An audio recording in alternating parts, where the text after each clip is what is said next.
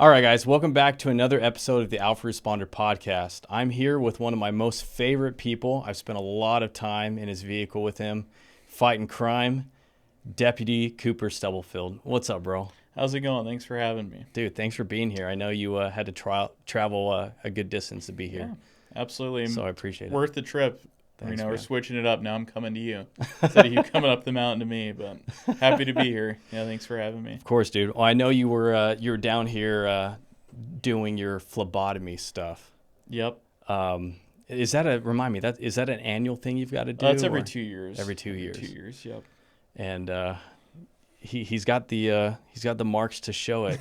Practicing on yourself, or what is that like? You got to essentially prove that you're still you know what you're doing. Yeah, just showing proficiency in front of an instructor, and they want to keep it as an accredited and standardized program that still bears weight. So just showing that you're still competent and know what you're doing. So yeah. And then we get to be the pin cushions while we're doing it. So absolutely. Dude, I don't know, man. That scares me. I hate needles so much. But dude, let's start with. I know everyone knows you by now, but who do you work for? And what is your primary job? What does your job entail? Yeah, absolutely. I work for the Navajo County Sheriff's Office. I work in the Pine Top Lakeside area of Navajo County and the White Mountain area, which is my favorite place in all of Arizona, I found out. But yeah, my primary duty is just a patrol deputy. I love working patrol. I love being a street cop, and I love, being autonomous about working patrol, and you kind of dictate, how your day goes, or sometimes the radio dictates how your day goes, but that's the fun of the job. Dude, I think patrol is one of my favorite things. Being able to go out with you and you're actively looking for stuff. You're being proactive, and you are one of the most proactive deputies I've ever met. You are constantly looking. You're not just sitting there chilling, waiting for things to happen. You're out and you're searching for it. Yeah, that's the best part of the job right there is going out and finding it, right? And everybody wants to be a cop for one reason or another, but I want to be a cop because I want to chase bad guys, drive cars fast, and do cool stuff. And, yeah, dude. When you're proactive, that's what you get to do. You get to go get those bad guys and drive fast and do just cool stuff. So it's the highlight of the job, and it's what I've wanted to do and want to do every day. I don't have a bad day at work usually. Oh, I love that. I love that. Actually, I want to talk about that. So what got you into law enforcement? I know you, at a young age, you wanted to be a cop. Right. Typical, 4 or 5 year old kid. I want to be a cop, and everybody to a degree thought, oh, he's going to grow out of it, because what 4 or 5 year old doesn't want to be a soldier, cop, or firefighter? That's but it. Cop was always my thing. Never grew out of it. Just always wanted to do it, and that was the path I saw for myself. And I don't see myself doing anything else. More than happy doing what I'm doing and continuing what I'm doing. That's cool, man. Remind me, how long have you been with Navajo County? I'm coming up on 2 years with Navajo County. And prior to that, I worked for a city police agency that was a lot bigger than Navajo County, I'm very grateful for my experience there. A lot of exposure, kind of, jump in, and you're either going to sink or swim, but I think it really helped me. But I love where I work. Great leadership, super proactive, or super proactive, I guess what I should say is leadership and admin there. And they're all about it, getting the bad guys off the street and having fun. It's a family-oriented environment, and they're all about, having fun and being proactive, and great place to work for and great sheriff to work for. Oh, dude, I can attest to that, man.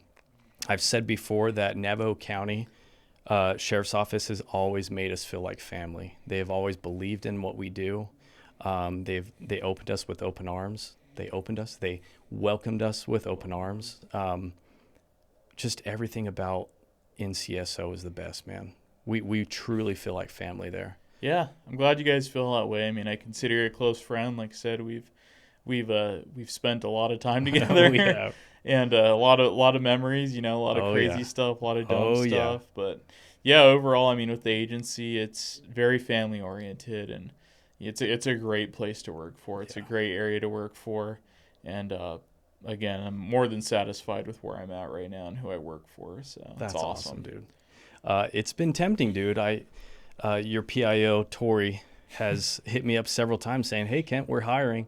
Oh yeah. And I'm like, "Oh, it sounds so fun." Yeah, it's still in the back of my head, dude. Well, I think you'd be a great addition if you ever make the plunge. But welcome you with open arms. Oh man, I don't know. At my age, I just feel too old to learn new things. I know cameras all too well. You can teach an old dog new tricks. I'll just say that. You can teach an old dog new tricks, even though you're not that old. Maybe one day. We'll see. I actually wanted to ask you this. You worked for City PD at one point. Now you're with the sheriff's office. For people who don't know the difference, are you able to explain kind of the big differences? Yeah, absolutely. I know it varies depending on the region of the country or where you live in, because some places you might, depending where you live, you might have never even seen a sheriff's car or whatever. But Arizona, really any municipality or incorporated town typically has their own, city police department, and their city employees. Their primary responsibility is the city or town that they're employed by. The sheriff, primarily the responsibility for the sheriff is to provide law enforcement services for the unincorporated areas of the county or the non-city areas. And that really can depend what your job or what the sheriff's duties look like depending on the county they work in, right? Sure. Where we work in, we have a lot of city-like areas that just technically aren't, annexed into a city. So a lot of, when you've been riding with me where I work, it looks like a city. There's businesses, there's houses. Yeah. And then other parts of the county that are in my area, they look truly like, the Wild West, right? There's a house and there's another house 15 miles apart from that. And you got to drive down a driveway 10 miles to get to the house. So it really varies. What I love about working for a sheriff's office versus a city is really you're autonomous for one, and B, you have a lot more area that you're able to cover and a lot more, I guess, water you can dabble in as far as where you're going to play or be proactive or go hunt. So I definitely, I'm a little biased now, but I would have a hard time going back to a city just because I've got to have a lot of fun with the sheriff's office so far. I believe that, man. The office of sheriff is fascinating to me because there's a lot of history, even with the word sheriff. I believe it originated in England. Right, Sharif. That's right, Sharif, or however you pronounce that. And it's fascinating, man. We've had a long history of sheriffs in the world. Yeah. Dating back till, I'm not going to make up the dates, but it's pretty fascinating seeing how law enforcement, specifically sheriff's offices, have evolved over the hundreds of years. Right. It is pretty cool. Even I would say even working in a Western state where back in the old days, Wyatt Earp and the gunslingers, man, those guys were the sheriffs, and it's pretty cool. Even 100 years, 150 years from when that was all going on. To know it's like I'm still part of this organization. Yes. That was so crazy and cool, back in the day. So absolutely. I'm a history buff. I love history, so I'm with you on that. It's pretty. It makes it like worth something too. Totally. Like, talk about a legacy. Totally, man. So much cool history there. So I know what you do for some of your hobbies, but I know people want to know who Deputy Cooper Stubblefield is. Who is the man behind the badge? What do you do for fun? I like spending time outside. That's, like I said, that's why I moved up to the White Mountain area. My wife and I, essentially, we were spending every weekend off going up there, and we like to fly fish. We like to hunt. We like to ski and snowboard. We like to hike. So really, there's all that up there, right? It's 92 degrees, and here in the valley today, I think the high in Pine Top where I live is 60 degrees today. So, so nice. I love to fly fish. Avid fly fisherman. I've traveled all across the West and fished, whether it's Montana, Utah, Idaho. We've actually gone to New Zealand and gone fly fishing, and also love to hunt. I know, I'm still in Smith's punchline on the last show, but not as cool of a hunter as him. But I do like to hunt. Definitely gotten into that a lot lately. and snowboarding too. I think on one of the episodes I was like, I like to snowboard. I'm not very good at it. That's true, but just spending time outside and not being in office, and that's what I love to do is just get out, decompress. That's where I chose to live and work where I do. Yeah, God, man, I told Jordan last time we put in to hunt this year, my brother-in-law, but we didn't get pulled. Yeah. So now he knows more about this than I do, but I guess now the next step is you wait to see if you can go get a deer now or something. I don't know where it's at. But Arizona's a finicky state. A lot of hunters in Arizona. There's a lot of hunting to do here, but it makes it more competitive, But yeah, it's it makes it worth it though. It makes the wait, pay off when the year finally comes where you draw that tag and get what you want. So. Yeah. Now it's a waiting game for you. Now it's a waiting game, but that also means it might be a good thing actually, because I know there's a lot of stuff I need to go buy. Because it is something I really want to get into. I haven't really hunted other than small, like rabbits, jackrabbits, and stuff like that. But I know it's expensive, dude. Yeah, adds up quick. But the nice thing is you buy the good stuff, and once you get it, ideally, unless you drop it or lose it or break it, ideally you only buy it once. But yeah, I get where you're coming from. Yeah, it's an investment. But dude, tell me, so you're in patrol now. What would you like to be doing eventually? Say, what's the next move for you in your career? I love patrol, through and through. Like I said, you get to be autonomous and for the most part dictate what you do and how your day goes. My thing is I like to be proactive and go find it, right? Go get into it and go find it. But I'm interested in a few things. I would be interested in being a canine officer one day. Just having that as a tool and that partner with hunting and with being proactive, and that's something that I'm definitely very interested in. And then eventually too, I'd want to promote and get in a supervisory role, and I think I could teach people a lot. And I really believe in leaders that lead from the front, and in law enforcement, especially today, we need that, right? We need frontline supervisors and above that are going to lead from the front and show their guys how to do it and encourage them to do it. So a few different directions, but that's in the future. I'm having a lot of fun now, so it's like I don't even want to think about that yet. But I totally get it. The future is on the horizon, So yeah, and you are the best at what you do. A lot of people, I mean, you've seen the comments, but people love you. Even want you to become a sheriff and start your own city with your own name. It's wild, man. Some of the comments I've seen, but some of the comments I see all the time, they're always positive. I've never seen a negative comment about you. It's always positive. People are always like, man, this deputy is, if we could clone this deputy and have this deputy in, other offices, it's a reoccurring theme I see all the time. Why do you think that is? Well, I mean, I know why, but and for people who don't know, Cooper is exactly who he is in the videos. I mean, he is one of the coolest guys you'll ever meet. He's down to earth, humble, just a lovable dude. Do you think that's because of your upbringing? Why are you like that way? I know it's a weird question, but you're not like other deputies, or some people perceive law enforcement as, kind of sticklers, or they're mean or whatever. Well, yeah, and I really do believe in the human side of the badge, and it's a new thing, right? I mean, it's just the way it was, though. 30 years ago, 40 years ago, law enforcement was a different environment. It was a different culture. It's the way it was, right? But times have changed a lot, and, I really think this is like the new generation of policing, right?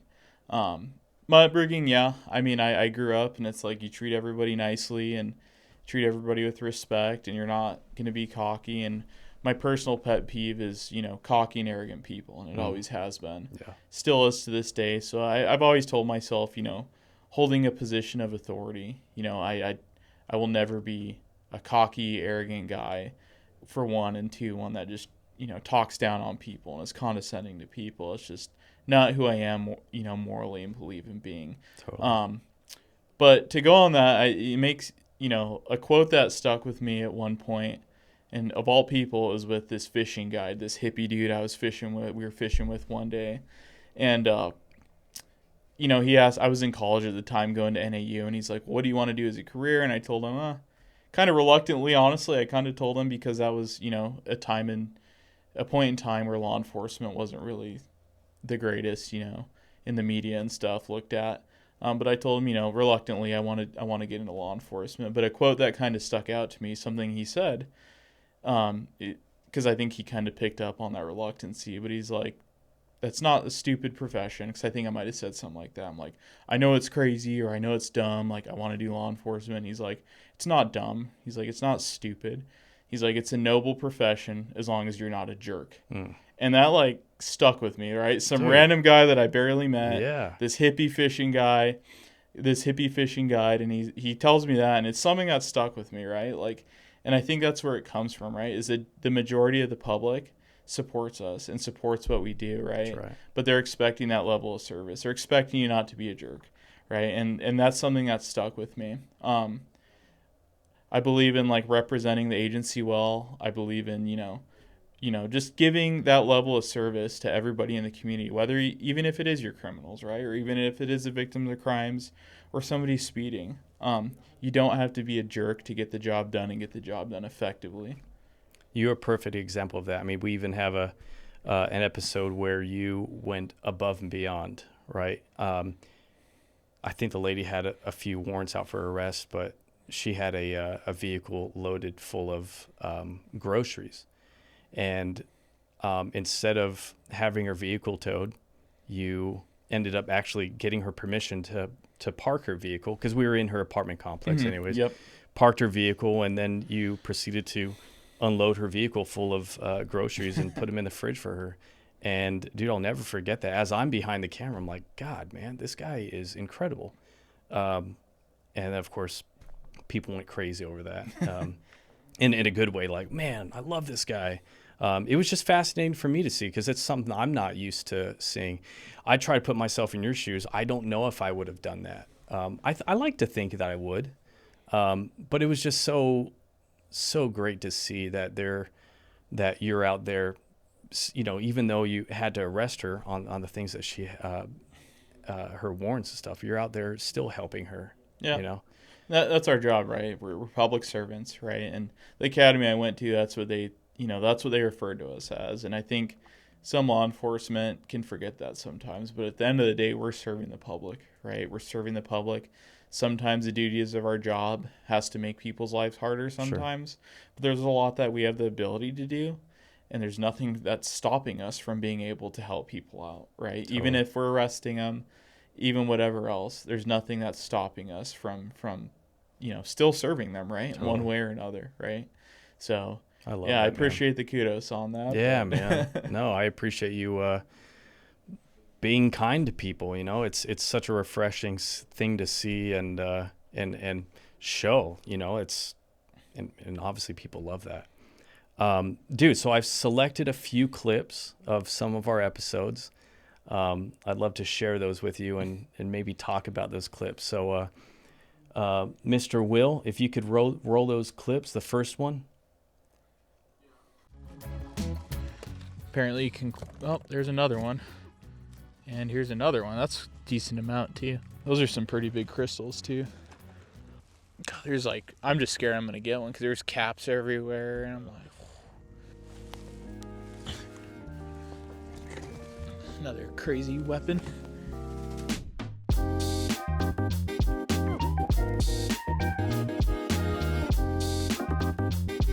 He was asking for a time frame on how long this is going to take because he has to get back to work.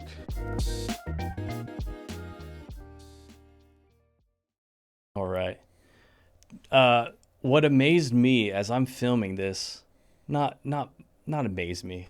Well, maybe amazed me, but dude, I was terrified of you sticking. I don't think people understand how dangerous your job is. Not just pulling people over or arresting people, but you've also got to worry about needles in some cases like this, where there were caps and needles all over the place. And you're just wearing these the latex gloves. Yep. Dude, like if people only understood what all that you have to do, what your job entails, I think people would have a lot more respect. But yeah, tell me what's going on in your mind as you're searching this vehicle with all these needles and the caps and everywhere. Yeah, I mean, it's always a hazard, and I think even from the time I'd started in law enforcement to now, I think we're seeing a comeback with IV drug use, unfortunately. But yeah, just hoping, like, be vigilant, don't be too fast, right? Be thorough, but be systematic, and that's how you get hurt. And that's a lot of things. That's something I've learned in doing that job, whether it's trying to apprehend a bad guy or going through a car, is when you lose that systematic process of doing it, and is when you risk getting hurt. So really, yeah, I'm just looking out, making sure there's nothing sharp that's gonna stick me. But you're right. I mean, a lot of people think, it's just chasing the bad guy down or trying to fight him or get him in cuffs, but it's a lot. It's a lot deeper than that too. Yeah. Now, what happens in the case you do get poked by a needle? Not good, obviously, but lots of blood testing.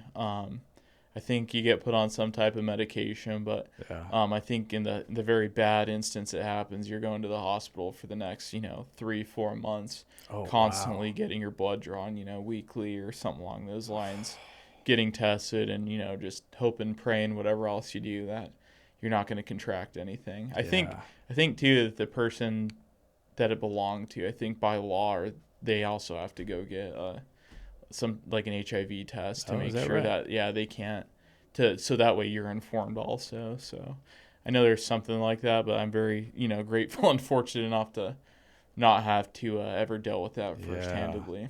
But dude, it's getting scary, man. Like, I'm sure you hear this more than others, but the whole fentanyl thing is getting crazy out of hand too. You get even just the smallest amount of fentanyl on your whatever, right, on your hand or whatever, could absolutely put you take you out, and the next thing you know, you're getting Narcan to wake up by your colleagues. Like, yeah, unfortunately, fentanyl's making a comeback. It's that's the news headliner nowadays. But yeah, there's with technology evolving and everything else, I mean, if it's not one thing, it's another. That's the next hazard to us and everybody else, right? Even just the kid at school, right? Like you said, the fentanyl. Yep. So scary stuff. So along the lines of this same episode, I learned a new phrase from you, Incarceritis. Explain to me what Incarceritis is. Yeah, I think you'd ask any cop and they'll probably tell you what Incarceritis is, right? It's that you're, and I don't know, I can't give you a Merriam-Webster definition. Sure. But it's really, as soon as you're placed under arrest and somebody's going to jail, they now have an emergency medical condition that just spurred up. So it's an attempt to get out of going to jail. Exactly. Does it happen often? It happens often, and unfortunately, a lot of times it works for them, whether it's, because more calls pop off and, somebody, another officer or deputy can't wait for them at the hospital. Like I said in that video, I mean, he has the right to receive medical service, right, medical attention. But for me, it's like, I don't want to make that. I don't want to let that work for you, right? Because if it's, permitted and it's allowed, it's going to, he's going to do it the next time and the next time and the next time. So, yeah. So it's safe to say that most people who claim that they have a medical emergency when they know they're being arrested, these are probably habitual. Unfortunately. Yeah. Unfortunately, this gentleman, I was told afterwards, he'd done that probably 3 or 4 times with Sounds about right. other local agencies in the area, and it's worked a few times for him. So, yeah, Incarceritis, it's a beast. It's a real thing. But, we got to err on the side of caution, Sure. right? And we're not in the business of denying people their rights, right? So, unfortunately, it's stressful and frustrating for us sometimes. But it's just some of the joys of navigating in the criminal realm, right? The world of criminals sometimes. Yeah. I mean, you got to sit there and wait for fire or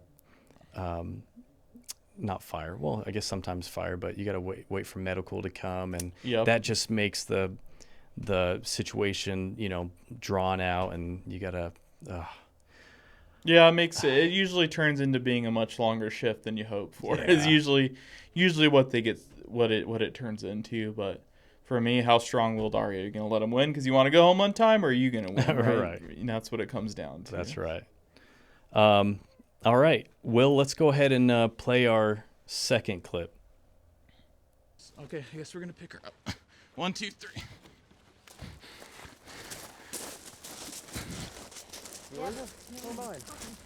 Okay. Stop slamming your head. Stop. Stop. Stop. Stop. I just want to die. Stop. Stop. I'll get that. Mommy, Joey, Sit her on the ground. Yep. Shoot me! Shoot me! Get up, Jimmy! Shoot me! Dude, I remember this night almost like it happened last night. I believe it was a Monday night. Yeah. It was either a Sunday yeah. or Monday night. And I remember thinking, all right, these nights are typically quiet. We probably won't get anything. I say that anyways because I want the law of, what's it called? I want to attract, some crazy stuff to go down. And sure enough, that night, some crazy stuff went down. Yeah. Yeah. I remember being behind the camera. I'm like, oh my gosh, this is insane, man. I had never experienced something like that. More specifically, someone physically harming themselves. Right. Why she was doing that, I have no idea. Probably a mixture of drugs or drinking for sure. We know about, but yeah, is that stuff like that? Is that a common occurrence for you? Unfortunately, yes. I mean, I wouldn't say it's a weekly thing, but Sure. It's not. I mean, I think you could tell both by me and my partner's reactions. It wasn't, our first rodeo dealing with something like that. Yeah. So we're familiar with it.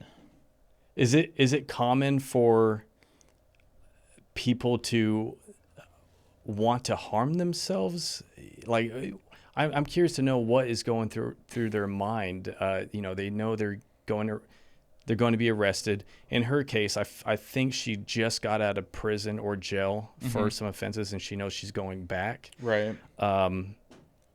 Yeah. Is there any reasoning behind why she would want to harm herself, or is it purely just because she doesn't have control? I think you said once. I really, I think if we tried to reason with it a lot, we'd get nowhere. But I think it's a control thing, right? I think I even said it in that video. That's right. She was drug out of the house, forcefully removed from the house. She was placed in handcuffs and forcefully, essentially carried up the driveway. So she has no control over what's going on now. And a lot of people in that state, that's not okay with them, right? They want to be in charge. That's not okay with them, but they're not anymore. But that I think that clip, it goes to show, right? We still have a duty to protect her from herself in this case, right? We have a duty to protect her. She tried to start slamming her head in the truck, and damaged the truck, but hurt herself, right? And that's what we did, right? We're protecting her from harming herself, right. Even though she's a suspect here, right?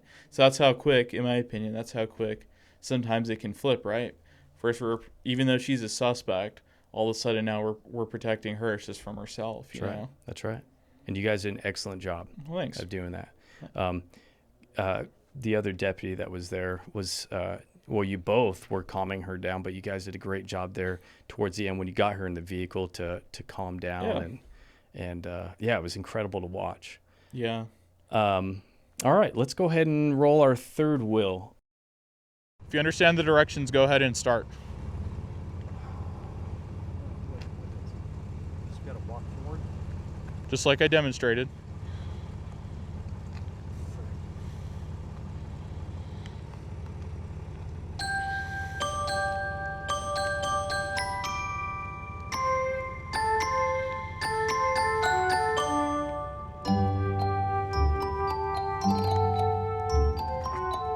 Okay, you can come back over here. Do you know the alphabet? I do. Okay, awesome. Say the alphabet out loud starting now, please. A, B, C, D, E, F, G, H, I, J, K, L, P. Yep.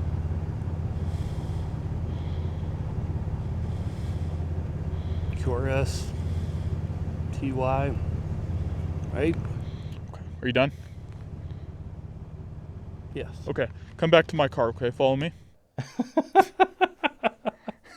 Dude, that will forever be one of my favorite clips. He ends at Y. I don't know if you're allowed to get into too much detail on this, but what is, again, you've probably seen this over and over and over dealing with drunk drivers, but is there any kind of comedic, like, are you laughing in your head? Are you allowed to say? Sometimes, yeah, it's just like, come on, and I think it's, it's a scary one, right? It's scary that people in that state are totally going to operate a vehicle, Yes, right? 100%. But too, I think the comedic aspect comes from when they claim that they're not intoxicated or they haven't been drinking, and then they do that. It's like, come on, man. That's where the comedic aspect. Yeah. Or, you'll get people that, admit, oh, I had one beer, right? I had one beer, and then they're in that type of state, and it's like, come on, that's the comedic part of it, I would say. But yeah, unfortunately, I've seen similar things like this time and time again, and it's concerning, more than anything. It's concerning. Absolutely. If I remember correctly, you couldn't immediately tell he had been drinking because there was no odor coming off of him. Was that the case? I can't remember. From what I remember, I think it was either very faint or none at all. But it was really his overall demeanor, right? His overall demeanor of acting just extremely confused, dazed, out of it, on top of his driving behavior. And then once, we started getting into the weeds with him and got him out, it's like, okay, now we can start, smelling it on him. Now we're just seeing more and observing more. But that's somebody who I'd venture to say is probably a functioning alcoholic. 100%. And can somewhat hold it well together to a certain point, and then the gig's up, right? The gig's up after a certain amount of time or point. So when you're conducting these FSTs, are you, obviously you know what you're looking for, but how evident is it within, would you say, I guess it determines on the test, but are you immediately able to pick up, say even he gets out of the car, are you able to know immediately like, oh, okay, this guy's gone, or even when you're doing looking at his eyes, you're looking for the NG, what is it? HGN. Nystagmus. Nystagmus. Are you immediately like, oh yeah, this guy's probably after drunk? you've been doing the job a while, you can get a gauge. But I mean, from the time that we see the vehicle traveling in motion on the roadway, that's what we're doing, right? We're observing, and all of your observations, whether it's starting at the vehicle on the roadway, to your contact with the driver, to the FSTs if you do them, that all essentially, comes into play with what's going to happen here tonight. But I would say after a while, you kind of get a pretty good gauge after, a few minutes of speaking with somebody of where they could be. But the FSTs is what helps us verify that, and what helps us either confirm or dispel what we've observed up to that point. That's right. All right, I think we've got one more. Will, if we could roll that. What's that piece of glass on your leg from? On your pants? Oh, this one? Yeah. Oh, Do you crush something up? no. Okay, I'm just going to be straight up with you, V, okay? I saw that piece of glass on your leg. Okay, I think it's from a pipe. I don't know. Did you, just look at me, Did you try to crush something up? No, he never did. No, I'm asking you. No. I saw that piece of pipe, had like black residue on it, piece of glass on your thigh. I don't think it just randomly got there. Well, bingo. Found it. Found the rest of it. So there is the rest of it. It was under the seat, in the seat holder. Dude, I'm still blown away by your investigative skills. You walking up to the door and immediately seeing that, I'm assuming it was a tiny piece of glass. Yeah. And I'm just blown away by that. You obviously you're having a conversation with him, with her, but then you're looking around, you see different clues. I mean, dude, that is great investigative work. Nice. How does one become so good at that. Well, just being observant and getting your feet wet out there, right? Getting to know what stuff looks like, what the name for certain things are. Really getting that immersion, I guess you would call it, into the criminal world of what you're looking for. Sure. There was already some weird things up to that point, which kind of had me more, I'd say, hyper vigilant and observant of what was going on. But, I would say it's from being, in a way, staying relevant and knowing what you're looking for, right? And I've seen hundreds and hundreds of meth pipes before and know what the glass looks like and know exactly what that is. So when I see that piece of glass that's the size of a penny or, whatever, even smaller than that, resting on somebody's thigh at 4 a.m, you're relevant and you know what that is, right? Sure. I know what that is. I know what that looks like, and you can testify in court. That piece of glass, A, why is a piece of glass on her thigh in a vehicle at 4 a.m.? But B, I know exactly what that is consistent with and looks like based on my experience as Sure. a street cop, right? And Yeah. having that cred really to back it up. That makes sense. But still, that to the person who doesn't, who isn't a law enforcement, it's incredible to watch someone who is able to pick up on things that easily and spot those things. So kudos for you for being able to spot that stuff, because then that just takes it to a whole different level, right? Now you're investigating drugs, and it goes from there. So Right. Absolutely incredible, dude. Well, thanks. Okay, I think we do have one more. I'm sorry. So Will, if we could roll that next one. Yeah. It's like a straight up prison shank wrapped in electrical tape. So there's a lot of stuff going on here. So he's showing that he has 5 warrants. So immediately here's a meth pipe. This uses smoked methamphetamine. You can see there's residue in there. Could you just secure him in the back of my car? Okay. Thank you. Here's a firearm. So don't know, but we'll have to see if he is a prohibited possessor. It's completely looks like the serial number has been scratched off of it. I don't know what caliber it is, but 243-29 on a firearm, please. It is going to be unknown make, 22 caliber. Looks like it was right there, and filed over. Yeah, and then there's some big. Yeah. Ground it down right there too. Yeah, you could see they took like something hard, like a file, and so I'm more than probably 99% likely it's a stolen gun. Dude, that's one of my favorite clips of all time, for several reasons. But I remember when we rolled up, we lit them up. She pulled in that motel, and I remember watching you. I'm filming whatever. I'm looking at you or the vehicle, but the whole time my other eye is just watching you, because I'm watching you typing on your computer or looking up, running the tags or whatever you're doing. But also I can tell that your senses are heightened here. Right. And I remember thinking, oh man, his spidey senses are tingling right now. I wonder what is going on in his mind. And it turns out, obviously by the clip, there was a lot of stuff going on here. Right.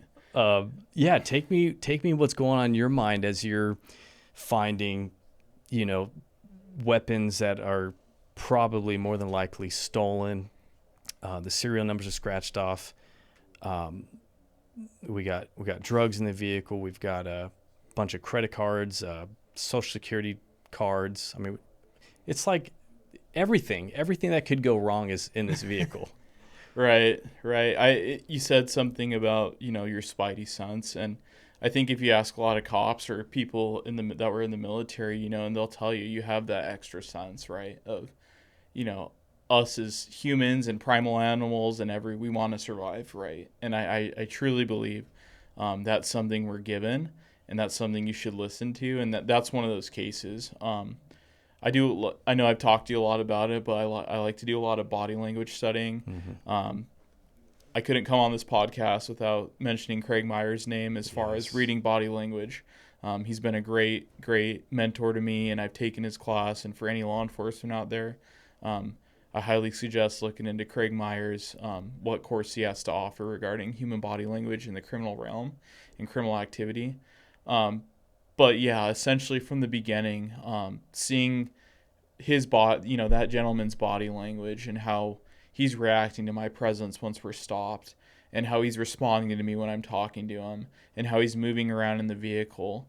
All those combined, I know something's wrong here. I know something's going on, and I know something's going on quickly. And like you said, I unfortunately, I try to be that nice cop and that courteous cop, and you can do your job, effectively and proficiently, but there's sometimes you can't do that to stay safe out there. And unfortunately, in the back of my head, I could see some type of violence happening with that traffic stop. So I don't know if it showed it on the video, but one thing after another, that ball of yarn is rapidly, unraveling, with him giving the fake name and him moving around and reaching around the car and driving, and her, being the way she is too on top of it. But all those things, something's going off here and the bells are ringing like, hey, come on, do something about it. Let's fix it. Let's get ourselves out of the situation.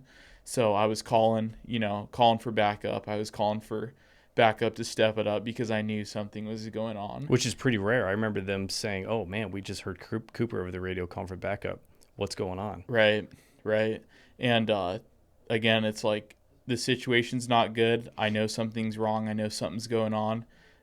Let's fix it. So, I'm grateful we're able to solve that without, any type of real physical altercation or any violence. And half of me kind of believes that it went down that way essentially because of his kids were in the car. And, but it makes, at the end of the day, right, when you see these things and you see these things and you're suspicious about, and those bells are going off in your head, and, something's wrong, right? That extra sense is going off, and then you bring it to a resolution, and then now you discover all these things. You're like, wow, I'm glad I recognized and picked up on something that was going wrong. Absolutely. And something, so it's good to validate it, right? It's good to validate what you're seeing and why you think you're seeing it. And obviously we're grateful to come to a resolution to it and do that safely without anybody getting hurt. But yeah, this was a great stop. For me, this is like my bread and butter of why I like to do what I do in law enforcement, right? We're getting those wanted people off the street. We're getting those people with the stolen guns off the street. We're getting the drugs off the street. Right. We're getting the people that shouldn't be possessing guns because of their criminal background off the street. That is why I like to do what I do.